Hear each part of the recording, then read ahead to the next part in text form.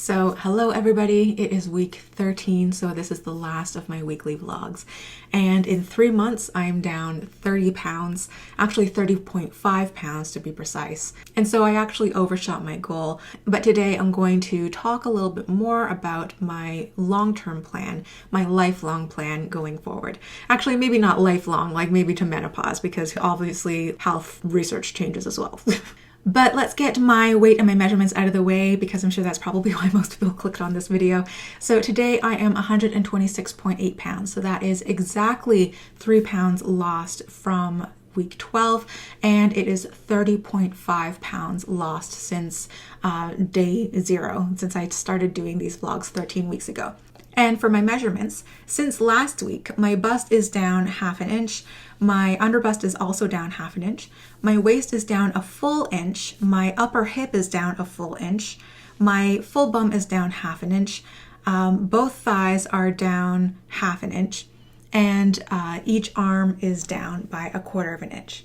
And although I did not take my full set of measurements on day 0 when I started this journey, I know that I lost at least 18.5 inches off my whole body. So most of that came off of my waist. I ended up losing 5 inches off of my waist. I started with a waist of 32 inches naturally, and now I'm a natural waist of 27 inches. And that is one of the reasons why I started wearing corsets. Like I said in so many of my past videos, when I gain weight, it tends to be mostly on my waistline. And actually, the day before I started vlogging, I think I had like a big plate of nachos or something with corn in it. And corn always bloats me, so I was particularly uncomfortable. So if you count the bloat, then technically I lost 7 inches off my waist. I also made my corset goal of being able to easily and comfortably close my size 22 corsets again, at least the size 22 corsets that have the rib spring and the hip spring to accommodate that. So I am very, very happy about that. And actually, when I made those like 9 corset reviews 2 weeks ago and I was like 5 pounds more, most of that weight came off of my waist, and I guess a little bit on my arms, a little bit on my face here, but a lot of it came off my waist. And so I have like a 1 inch or a 2 inch gap in some of my size 22 corsets that I reviewed, and I'm like, darn it, like, should I go back and re-record them? And I'm like, no, just let it be. It's okay. So first of all, what I've noticed about this journey over the past 3 months is that I tend to lose weight very rapidly, between 2.5 and 3.5 pounds per week. And then over the holidays, you saw that I had that little like ski slope back up again. And then after my birthday, I started going down pretty rapidly again. But over the long term, the average ended up being about 2 pounds per week. And so many people say that 2 pounds per week is a reasonable, healthy, sustainable amount of weight to lose. And so I tend to agree with that, because even though I had a few ups and downs, and the downs were quick and the ups were equally quick, over the past few months it did average out to 2 pounds per week. And so I think that was the sustainable amount where I felt like I wasn't depriving myself. I feel like I could live a little bit. And I like to live, and I like to do things in a healthy way, and I hope you do too. So over the past couple of weeks, I've been walking less at my treadmill, and I have my little like bar stool beside me that I sometimes use if my legs get tired, or I might walk at a little bit of a slower pace. If I work long hours at my desk, I will, stop and take some breaks and put my legs up. So I thought that I was getting quite a lot less exercise than I have been, but I forgot to factor in the fact that I was helping my sister paint all the common areas of her place, like after work every evening last week. So I was going to bed sore, like my arms hurt, my back hurt. It is quite a physical activity. I was lifting heavy pails. I was definitely like doing repetitive actions with my arms. I was going up and down ladders. Saturday, I barely did anything because my neck and my back were flared up. So it's obviously a physical activity, even though I didn't consider it like exercise per se. Now for the things that I eat, as I told you, I guess I follow an intermittent fasting schedule, although to my family, that has never been called it such. We just naturally always did that. That's how I grew up. And it was only after I started getting my own pocket money and things that I started snacking all the time. And that is when my body composition started to change. So I was basically just going back to basics and going back to what my parents taught me. So do I call it intermittent fasting, or do I call it 3 small meals a day or 2 big meals a day with no snacks, and my last meal is at 5 p.m. and I'm happy not eating anything for the rest of the night? And I have deliberately not talked about the types of things that I eat because I am trained as a nutritionist and a biochemist. I know my body very well and how it responds to certain foods. And so I know that I cannot, for instance, do a ketogenic diet because I am doing so much activity at my treadmill desk. My glycogen stores deplete like within a couple of hours, and my cortisol surges, and then I don't sleep for a week, and then I put on 5 pounds of water weight, and I am miserable, and I start going a little bit like crazy because I'm not sleeping, and so that is just not a good sign. So I do need a little bit of carbs every day. But also, once upon a time, I dated an olive oil producer for 4 years. So you can't be in and around that industry for almost half a decade and be fat phobic. So I'm intimately aware of fats that are beneficial for the body, fats that are neutral for the body, and fats that are unhealthy or detrimental to the body. So I do not like eschew myself from fats. And any nutritionist and any dietitian worth their salt will know that not everybody in the world can prescribe to just one diet and eating the same types of foods, because some of us are metabolically different. Some of us have different food allergies and food sensitivities.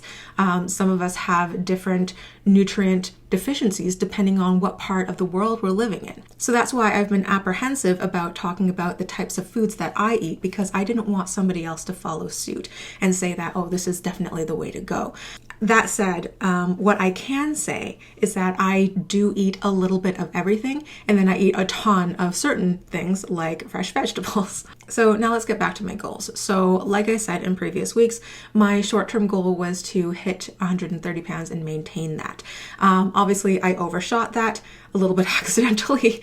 And some of you might be wondering that since I'm less than 5 pounds away from 122, which was the weight I was in 2012, and also the weight I was in like summer of 2017, would I strive for that weight again? And short answer is no, because I was looking back at like some of my text messages and some of my journal entries when I was at that weight, and I didn't seem particularly happy. And like I said before, I would kind of like creep down to that weight over like a couple of weeks or a few months, and then I would batch out all my videos, and then I'd go out and I'd celebrate, and I'd like go for all you can eat food, and then I'd pop back up at like another 3 pounds.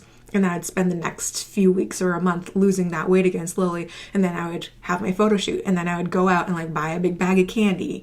And then I would pop back up again. And so that it was a cycle. And I knew that it wasn't sustainable. I could only reach that weight for like a few days or a week or something. And then I would just have this immense urge to sabotage myself or binge or go out and celebrate.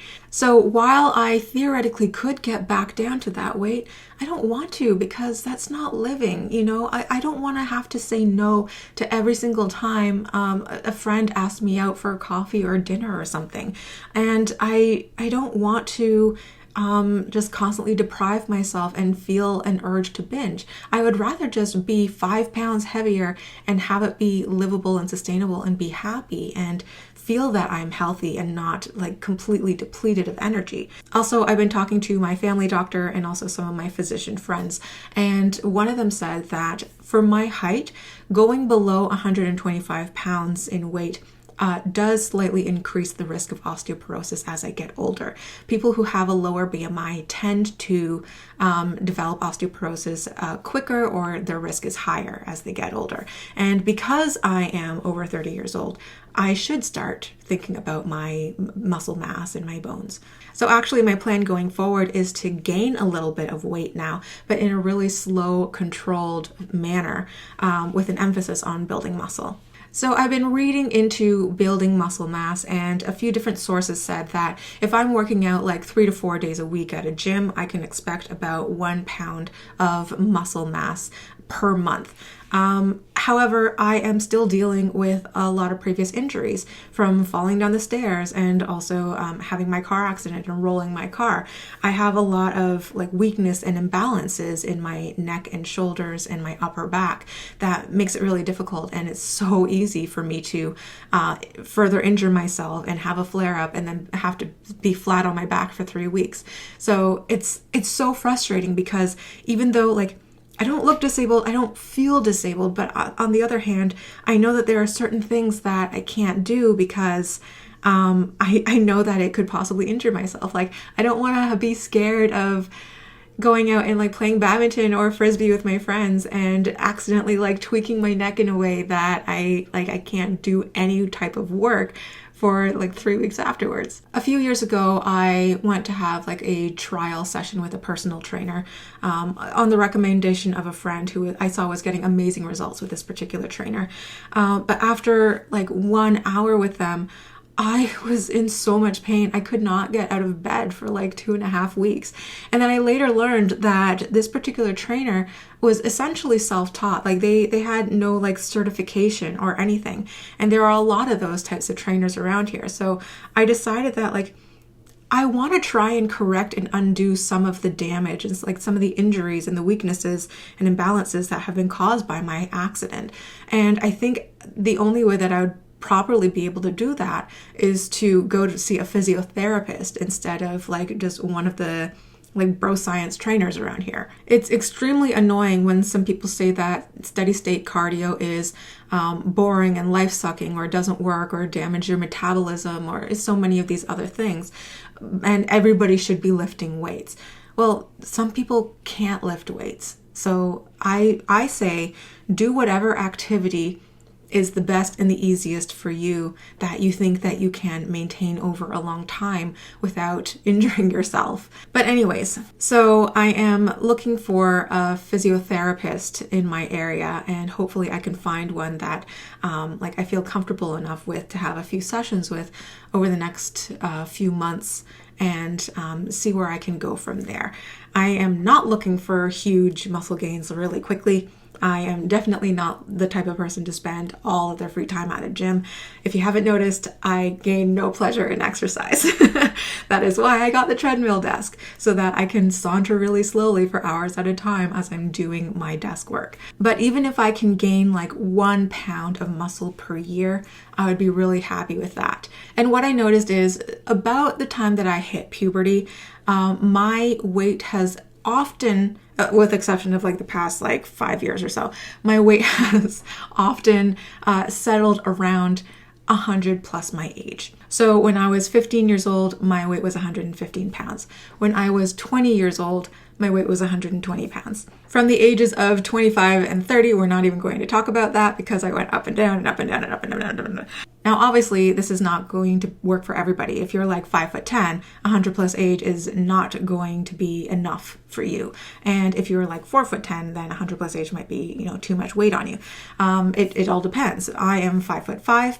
This is just, I find what my weight kind of settled into and what works for me. But there are a couple of reasons why I settled on this 100 plus age goal for myself.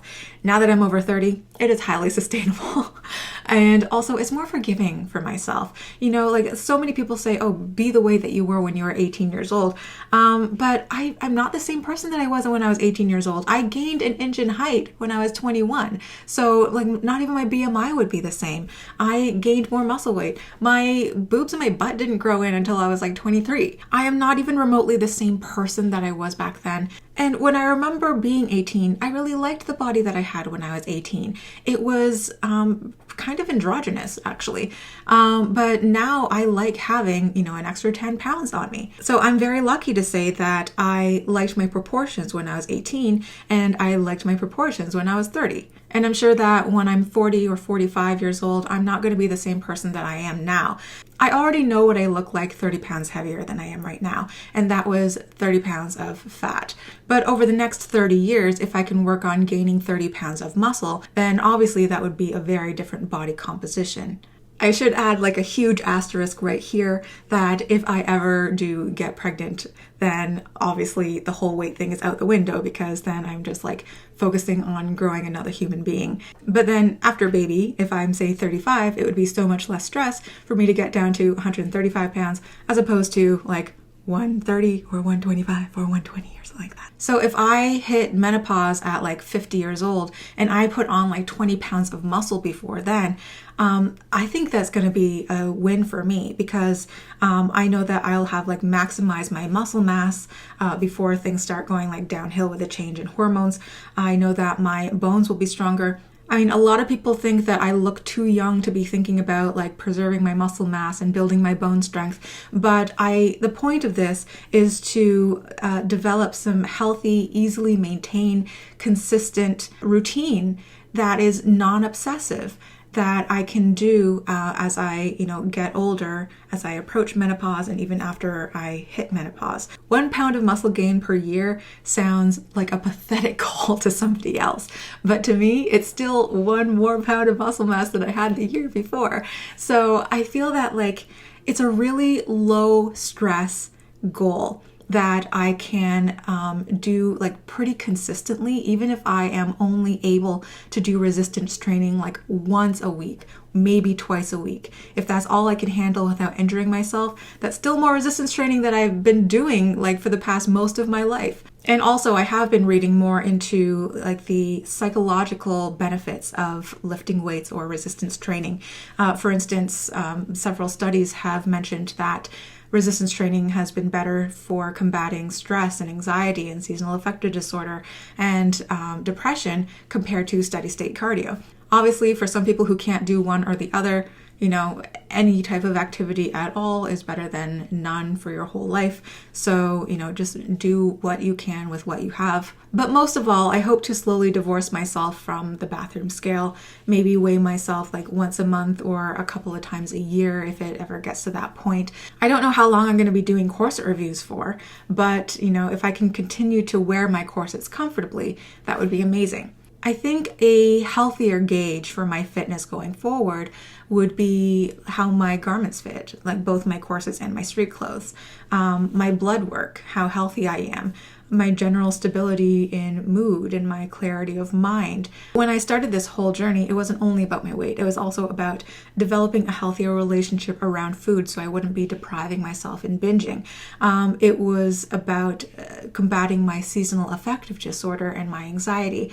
It was about regulating my sleep habits. It was about clearing up my skin, and not only in terms of acne, but also in terms of like detecting food sensitivities and allergies. It was about having more energy and clarity of mind and stabilizing my blood sugar levels so that I could stabilize my mood as well, and so many other things.